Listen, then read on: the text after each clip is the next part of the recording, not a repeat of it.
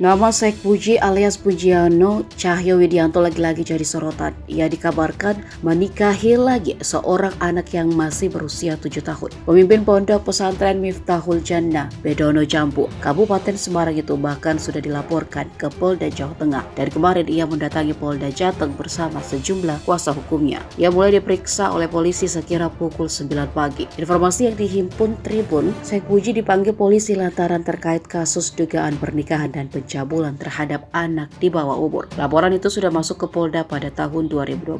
Ketua LSM Lembaga Anak Indonesia Aris Merdeka Sirait kala itu menjelaskan Sheikh Puji menikahi bocah 7 tahun tersebut pada 2016 lalu. Namun kejadian itu baru dilaporkan oleh keluarganya ke Polda Jawa Tengah yakni di tahun 2020.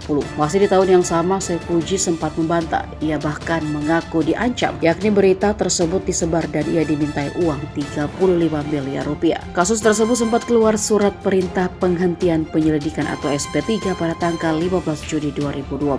Namun menurut anak Sheikh Puji yang ditemui media kemarin, kasus itu kembali mencuat menyusul adanya laporan dari keluarga korban yang mempertanyakan atas penghentian penyelidikan. Kasus itu kemudian digelar khusus pada Selasa kemarin. Sebelumnya Sheikh Puji juga pernah membuat heboh karena menikahi anak berusia 12 tahun pada 2008 lalu.